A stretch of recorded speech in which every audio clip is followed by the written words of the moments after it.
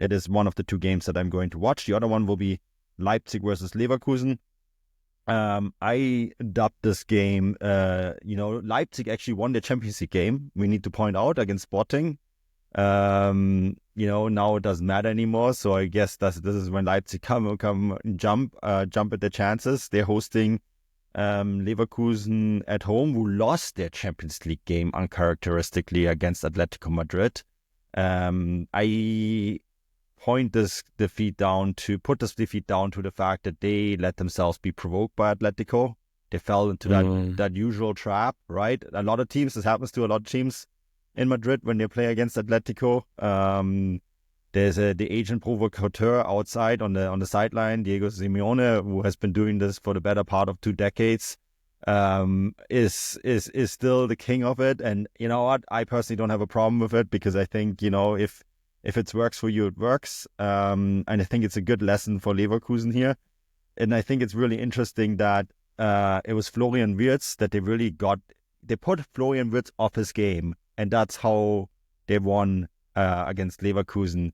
And that is perhaps his one weakness. And I think it's really interesting that that's something that he can still kind of trap him with, because there's a guy on the other side, the playmaker for RB Leipzig, Xavi Simons, who also, and he's probably more culpable of this, Stefan, that when you bother him a little bit, when you step on his toes, he gets frustrated and you can take him quite easily out of his game. And I think the duel between those two playmakers is going to be what dominates this game. Yeah, absolutely. Yeah, Simon Rolf has come out and said, Wirtz has to learn to not get so wound up. I think Xabi Alonso described it as a really immature performance from his team. And, to be honest, I kind of felt for Florian Wirtz. Like, Atletico Madrid and Diego Simeone in particular are like the masters of the dark arts when it comes to this kind of stuff. As we would say in my part of the world, the champions of shithousery, and where they just kind of rile you up, they try to get the better of you, and as soon as you lose your head, that's you completely out of the game. And they obviously did that with Wirtz perfectly well. Even like the tackle that Barrios did that got sent off, it's just classic Atletico Madrid. And you can't really expect anything else from them. But they do have outstanding, talented players as well. I thought Julian Alvarez was amazing in this game. And I thought it probably wasn't, maybe it was actually quite fitting. I thought the Atletico Madrid won the game through almost 2 really strong individual goals from Alvarez, where Leverkusen took to the pitch without a striker in the game, and they started the game with, let me just count them, 1, 2, 3, 4, 5, 6 defenders, 2 defensive midfielders, and just Wirtz and Teller more or less up front on their own. And we've seen Leverkusen do this a number of times.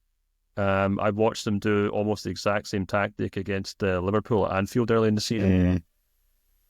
And I'm really not quite sure what Xabi Alonso hopes to get out of this tactic. I know he does it quite a lot. It's maybe intended to kind of, see out a game or keep things very tight and try and stop teams from really creating any chances. But it just completely, I thought, ruined any kind of prospects of Leverkusen dominating the match. I know they obviously go a goal ahead, and then the chaos ensues. But the thing that really stood out to me was that Patrick Schick didn't start. They didn't have a focal point up front. And I think with Schick in particular, he's a player that really has to start games to really get into them. He has to have a feel for the match. Obviously, in a big Champions League match against, outstanding opponents, he has to have enough time to kind of get a feel for the game and do well. And just throwing them on at half-time and hoping that they can change things up just wasn't enough for Leverkusen in this game. So I think basically, yes, Alonso can blame Wirtz, or Simon Rolfes can kind of moan about the immaturity in his team, but I thought Alonso basically got his tactics wrong for this match. And it'll be interesting to see how they do approach Leipzig, because it's away and it's a fixture which Leverkusen have kind of struggled with, or at least struggled to control in the past. But we just don't really know what kind of state Leipzig are in.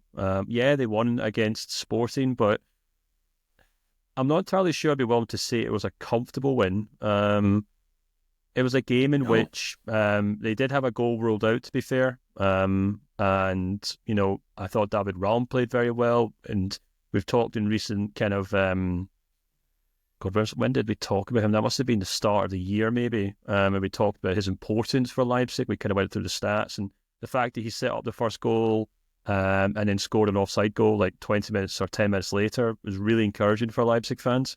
But Sporting definitely had their chances. And I think the moment of the game that I think actually maybe summed up the really underlying issues with this Leipzig team was when Gyökeres, the Swedish striker, just completely ghosted by Willie Orban for that goal. And we've talked about this quite a lot actually this season, at least in the subscriber chat. Leipzig do have issues up front. They are over-relying on Xavi Simons. There's obviously a huge turnover of players because they've sold a lot of kind of top-class players. But that backline has been so neglected. And for much of the season, we've been watching Klosterman and Willie Orban chase ghosts, chase shadows, whatever expression you want to use there. And both of them have looked completely off the boil. Neither of them look capable of doing that. I know Willie Orban's obviously great servant for the club, but the guy's now 32. He turns 33 this year. And I think he's been exposed time and time again. And that's why I think, if you kind of weigh everything up, you've got on the one hand, you've got a Leverkusen team who were humbled by Atletico Madrid, but also royally pissed off by Atletico Madrid. They'll go into this game knowing that their head coach has publicly berated them and they have to bounce back and get a performance. And they come up against a Leipzig team that I think are still quite still very kind of lightweight, or not exactly fragile. Fragile is maybe the word. Yeah, they're not firing on all cylinders by any means. They're still trying to get to terms with Xabi Simons' return to the team, and they've got a really soft underbelly in that defence. So I'm really hoping that Leverkusen stick Sesko up front from the start and they try to take this game to Leipzig, because I think they probably should win it, all things being equal. Yeah, Patrick Schick is set to start. Louis Openda and Benjamin Sesko are back. Leipzig did manage to score 3 goals without them against Bochum. Not that it wasn't, because Bochum still managed to rally back and turn this into a 3-3 draw. And this is why I think the word fragile defines this Leipzig team so well, right? Because in a moment where they looked like they were going to play out an easy win against a very poor Bochum side, the moment that first goal went in, it just fell apart so easily for them. And that's been sort of the story for them this entire season, that the moment they face a little bit of adversity, this team just falls into pieces and doesn't seem to have a backbone. And again, this is why I think the word fragile is the best way to describe it. I think, as I listen to you here, this Xabi Alonso idea of playing without strikers, I mean, they did the same thing in the Europa League final, right, where they stuck Adli up top, and Wirtz and Frimpong, I think the 3 of them played in an attack. Sometimes in Pep Guardiola's things still, where he overthinks his tactics in big matches. Yeah, absolutely. This may have happened here as well. And, Alonso really should know better. I mean, how many years did he play for Real Madrid in these big derbies against Atletico? And they probably lost. I don't have the statistics in front of me, but I'm pretty sure they lost a few of them because, Atletico Madrid do make a match out of this. So he should know.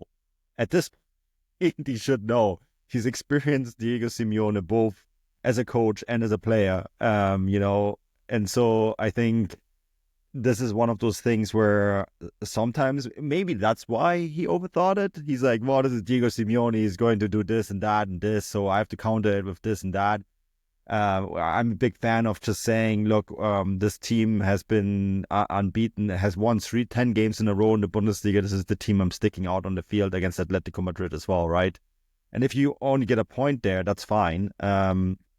But, it's always interesting because the other tendency that Xabi Alonso has is that he tries out a tactic, the tactic doesn't work, and he goes straight back to his previous tactic, right? He's like, okay, well, this doesn't work, let's just do our normal thing again. And that's probably bad news for Leipzig, Stefan, because it means he's probably going to just go up with the basic lineup he has, stick Schick up top, don't overthink it, play the normal football, and if Leverkusen show up with their normal form and Leipzig show up with their form, I think this is going to be a handy Leverkusen win.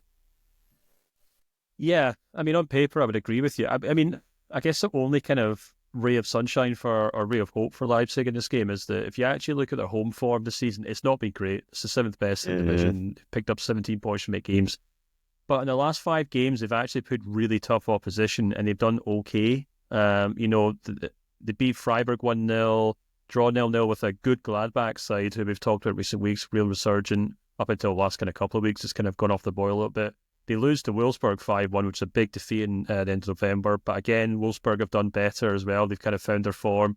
They then beat Frankfurt, and then they beat Werder Bremen, and Werder Bremen are a really strong team on the road. They're actually the 5th best team in the division on the road. So that's 2 big scalps for Leipzig. And they come up, but they come up against a Leverkusen team that haven't lost at home this season. Away from home this season. They've only dropped points in 3 occasions. I think, if I'm not mistaken, Alonso's now up to like 24 games unbeaten in away games in the Bundesliga. It's something crazy like that. So this Leverkusen team definitely know how to kind of grind out results. The interesting thing is we've actually seen Xabi Alonso go extremely defensive in these big ties. They went extremely defensive against Dortmund recently. It's just so happens that Dortmund conveniently shot themselves in the foot for Leverkusen, but had they been at all competent, then I think it would have actually been a really dull match. We saw that against Bayern Munich as well at the Allianz Arena, where they completely stunk the place out and happily left with a point. I guess it just comes down to where Alonso rates Leipzig as a big team. I suspect he probably does. He knows they've got great players. Xavi Simons is back, so I wouldn't be surprised if he does try something quite similar to the tactics we saw against Atletico Madrid, where it is going to be like a million defenders and Grimaldo and Frimpong trying to kind of play 2 positions each, or trying to be the wing backs and wingers on each wing, with Wirtz playing off Patrick Schick. But it works. It works because Florian Wirtz is a world-class player. He can more or less single-handedly win games, and he's got Patrick Schick up front, who's a perfect kind of target man to play off. And if you have Grimaldo and Frimpong kind of running around causing havoc, then sometimes that's all you need. And we're criticising and saying, oh, well, he plays a million defenders, but I guess when you have flair players like that, sometimes it just makes sense to have 4 or 5 defensive players behind them, just making sure the thing stays quite balanced. But I don't know. It could be a game. I know this sounds like I don't know what I'm talking about, probably because I don't, but it's a game that I could see easily finishing like 1-0, or a game that I could see finishing 5-4, because Leipzig have the capacity to score goals. Leverkusen clearly have the capacity to score goals as well. But we'll just kind of have to wait and see what happens with it, because, I don't know. I think it'll be a really interesting match. I'm looking forward to it. I think it deserves to be the top spiel. And it has been a fixture that has been really exciting in recent years.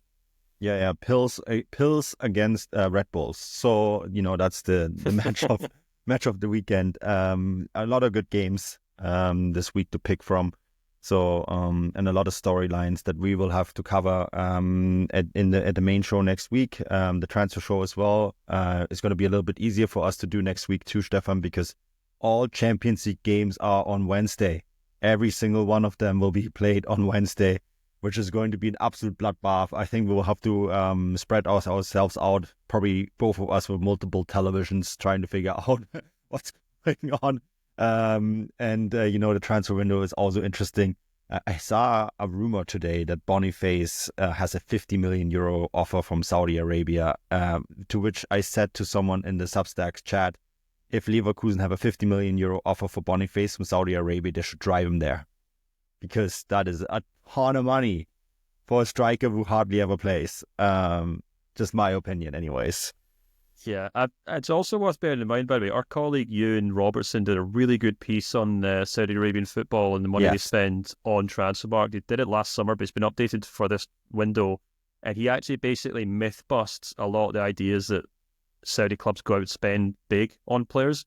They buy a lot of players for like 10 or 50 million euros, but they've only spent like the amount of times they've paid more than like 50 million euros for players, like in the single digits. So bear that in mind when you're reading these articles about, some Saudi clubs swooping in to buy your team's reserve goalkeeper for 40 million euros, because it just doesn't actually happen in real life. But go look that up on our Transfermarkt website, and you'll definitely find it.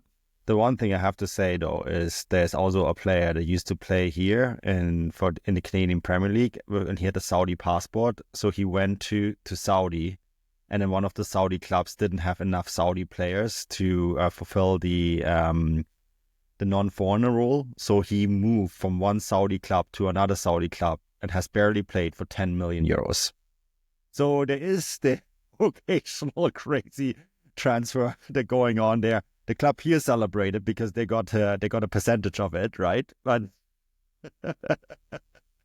so there is the occasional crazy story there too. I do think that yes, they do. They're not quite crazy, but considering they're not a top 5 European league, I do still think the money is insane. But Ewan's article is excellent, and everyone should read it. And it is on Transfermarkt, so yes, please go check it out. Lots of great content on the Substack as well, so please check that out as well if you haven't subscribed yet. And also, if you're not interested in the articles and you just want the podcast, the bonus podcast, you can also subscribe for that on YouTube for half the price of the Substack. So it's $6 for a month for the Substack, or $60 a year, and it is just $2.99 for the YouTube channel extra. Just wanted to point that out.